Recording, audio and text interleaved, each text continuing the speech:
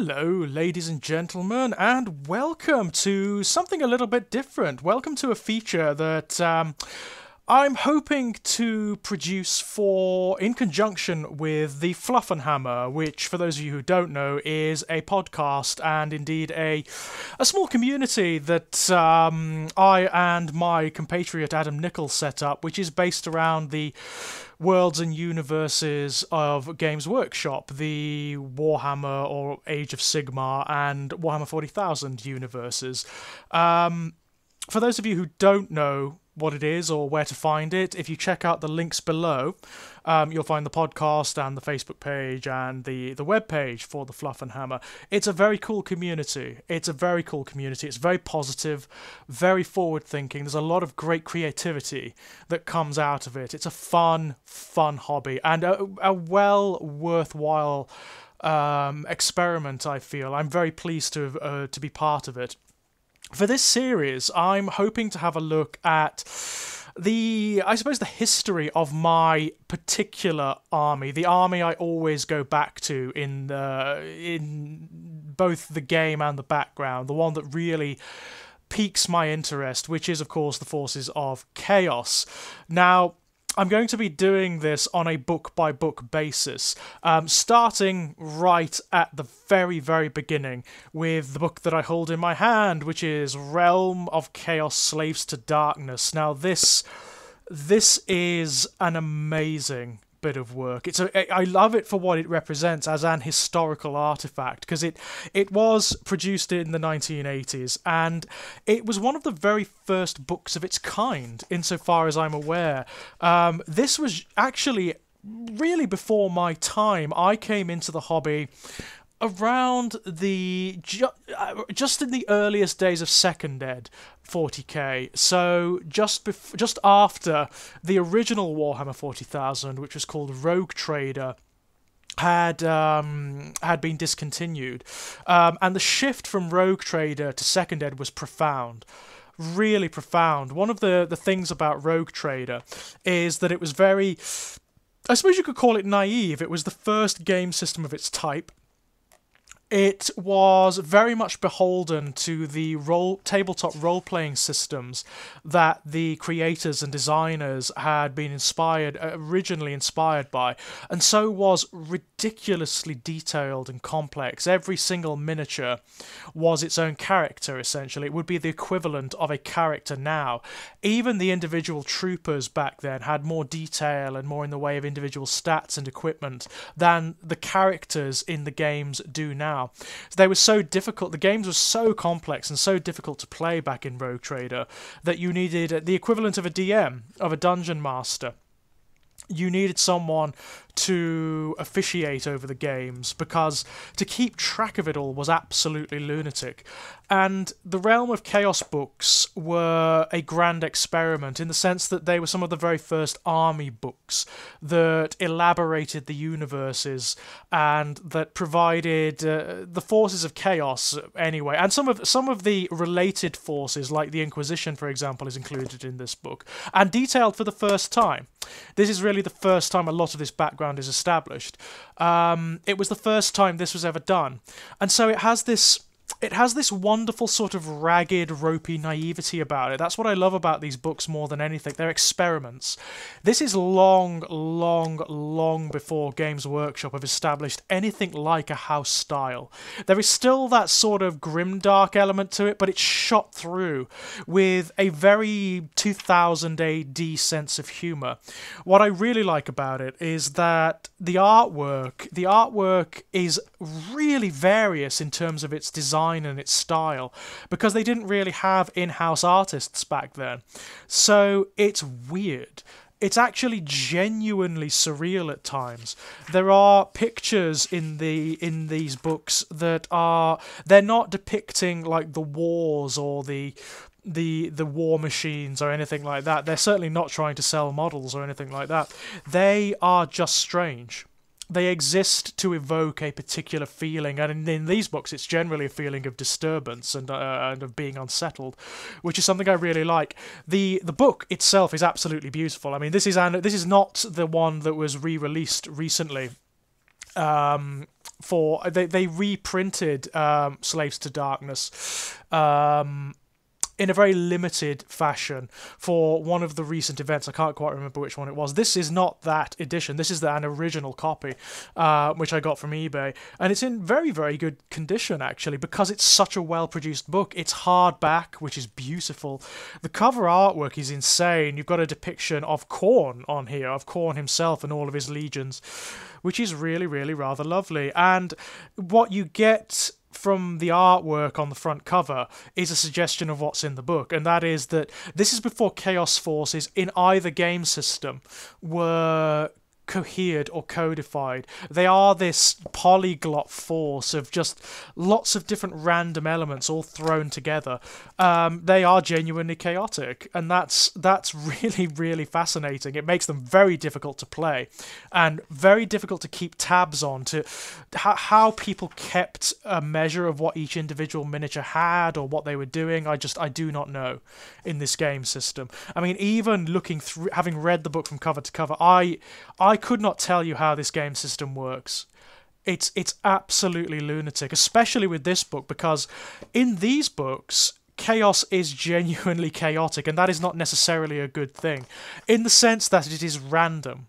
It is largely random. You've got things like die 100 tables of mutations that you can roll for your miniatures. You've got random spells that you can roll for your psychers. You've got demonic traits. You've got random traits that you can apply to demon weapons. So you didn't have like established demon weapons as you do now. What you have are demon weapons that you then apply traits to.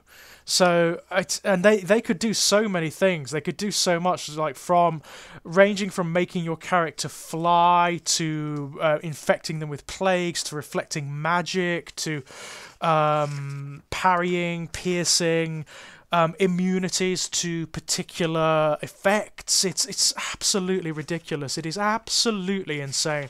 Now, this first book, and another thing, demon weapons. I mean, I'm on the page now with the pages. It's like a whole chapter.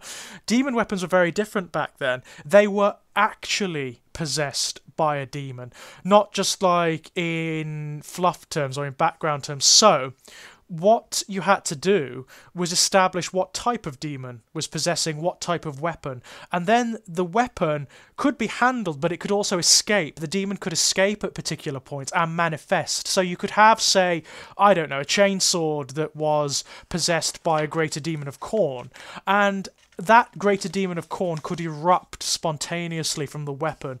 It's just absolute nonsense, absolute lunacy. And all the demons were different.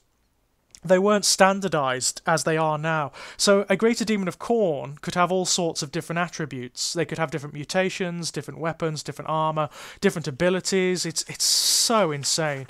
It is so absolutely lunatic. It's fun. It's lots of fun because there's so much background, there's so much flavour, there's so much detail. It feels more like a role-playing game than a war game, or even than a skirmish game. But I just don't know how you played it. I have no idea how you played it. It's a good example of how these things are fun to look back on, but they would not be fun to bring back. At all, not in this form, because half of the game, I imagine, would be flipping through, looking for whatever attribute table or demonic ability table that you need, or equipment table, because it is so early, because it is one of the first, it's not necessarily laid out in a very clear fashion. There are tiny little bits and rules scattered all over the place. The pages themselves, they're not laid out as they are now. There is no established format here. So there's stuff everywhere. There's little scraps of artwork. There are these wonderfully characterful, almost like occult borders to the pages. There are pictures of places and of demons and of phenomena that are really weird and distressing. It's really, really cool. I mean, one thing I love is the background. A lot of the background in this is incidental. It's not really salient to the game. It's just these little bits of ambient fluff that really don't do anything other than add flavour to things, and I love that. I absolutely love it. Now, this first book, Slaves to Darkness, it deals with Khorne and Slaanesh only. Although the other two are mentioned, Zeech and Nurgle are mentioned in here. So they did have plans to do the follow-up book, The Lost and the Damned. But there was this huge production gap between them. There was this huge production gap. So it was ages before The Lost and the Damned actually came out. So the format of The Lost and the Damned, which we'll explore next time, is very different from this book. What I really like is even the background itself has moved on by that point. In the 40k section at the back, you get, for the first time, the Horus Heresy. You actually get it detailed for the first time, and it's very interesting because there are certain things that have remained consistent and certain things that have not. For example, at this point, the Space Marines weren't superhuman. They weren't genetically engineered. They were just men in superpowered suits. Also, interestingly, the Primarchs didn't exist back then. There were these heroic characters, but they were not Primarchs. They were not these genetically engineered Ubermensch superhumans. They were just the generals of these forces. Like, for example, there are 3 army lists in the back of the 40k section. There's the World Eaters, the Emperor's Children, and the Black Legion. The Emperor's Children one, which I'm on now, doesn't even mention anything about a Primarch. I don't even know if Fulgrim is mentioned by name in it. I don't think he is. I don't think at this point Fulgrim had been established as the commander of the Emperor's Children, or indeed as their Primarch. No, he's not. That's really interesting. That's really fascinating. Horus is mentioned, obviously, but he is not mentioned as a Primarch, because there is no such thing at this point. He is just the commander of the Sons of Horus, which then became the Black Legion. Similarly with the World Eaters, I'm not even sure Angron is mentioned here. Nope. No, he isn't. So Angron wouldn't come about until later. That's really fascinating. Really fascinating. And of course the army lists are well weird. They are well weird. They're very difficult to make sense of. But you do get the seeds of what will come later. So in the Emperor's Children section, for example, there is a quote from Fabius Bile, Lieutenant Commander of the Emperor's Children. This is long before Fabius Bile becomes what we know him as today. There's no other mention of him. That's the only thing. There is a mention in the Black Legion entry of the first captain of the Black Legion that the Legion swore fealty to after their defeat, but he's not named. He is not yet Abaddon the Despoiler, but will become that later on. It's fascinating to just go back and look at the roots of these things. The other Chaos Legions are mentioned here too, particularly the what would become the Undivided Legions, but here they are actually classified very loosely as followers of either Slaanesh or Khorne, and their backgrounds, well, their background is very, very, very different. The Iron Warriors, for example, the Iron Warriors are listed here very loosely as followers of Slaanesh, as are the Alpha Legion, whereas the Word Bearers and the Night Lords are classified as followers of Khorne. Interesting, eh? Very, very interesting. One thing I also love about this book is that it's weird.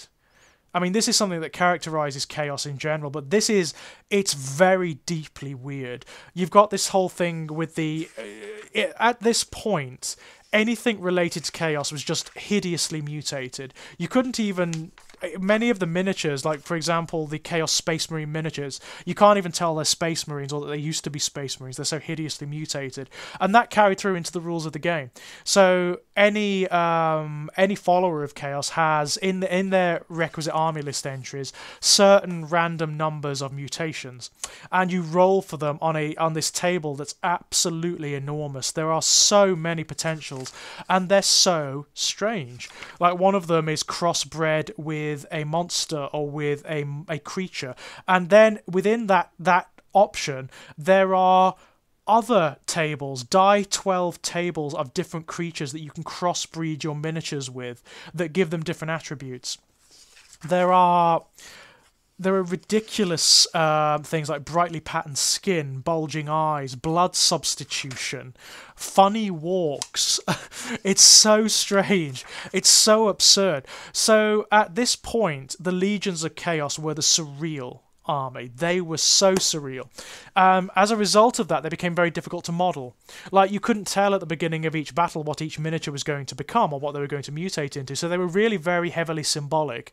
The miniatures themselves were not what they looked like or what they could do, and that made it even more difficult to keep track of.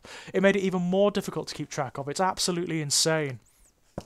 That said, there's a lot of feeling in this book. There's a lot of raw heart. There is this wonderful sort of 1980s power metal thing going on, which I really, really like. It's very, as I said before, it's kind of naive.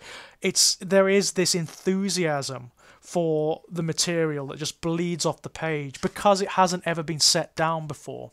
And that's very interesting to me. I also like the fact that, it has on the cover a suggested for mature readers because it doesn't shy away from some of the more questionable aspects of these creatures, particularly Slaanesh. I mean, the followers of Slaanesh have some very interesting attributes indeed, like the Demonettes and the Keepers of Secrets are universally hermaphroditic, for example.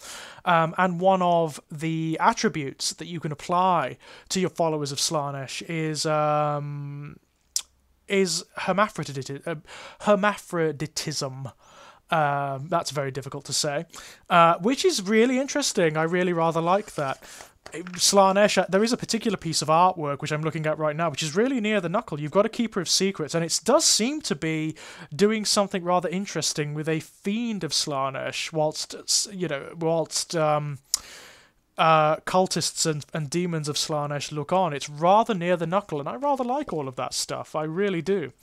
That's the kind of thing that appeals to me, to be perfectly honest. There's some lovely... I mean, almost everything is in black and white, barring the sections with the pictures of the miniatures, and that's really interesting too, because you really do get a feeling for how far the miniatures have come. The miniatures at this point, they have a lot of raw inspiration behind them. They're really fun and weird, but they're also, because of the limitations in sculpting technology and because there isn't as much in the way of quality control as there is now, they are sometimes difficult to discern. It's difficult to tell quite what they're depicting, to be perfectly honest. It's fascinating. It's a fascinating historical artifact, is this book, and lots of fun to read, especially if you weren't around at this point and you want to know where a lot of details of the background come from, which have carried over to present-day manifestations of these chaos forces, and which have been entirely abandoned. It's really fascinating, and although it's rather expensive and difficult to pick up at this point, I would sincerely suggest going out and picking this book up. It's really good fun. It's a fun read. There's a lot of material here. It's so thick. It's enormous, this book. And it's just nice to have on the shelf. It's a nice collector's piece. Highly, highly recommended. Now, for the next episode, I will take a look at the companion volume, The Lost and the Damned, which is my favourite of the two books. Although my copy is falling to bits, unfortunately. Loads of fun. That explores Nurgle, Tzeentch, and their forces. So until then, I hope you enjoyed this, and if there's anything else, any other subjects you'd like me to cover in this regard, please let me know. Thank you for listening, and bye-bye!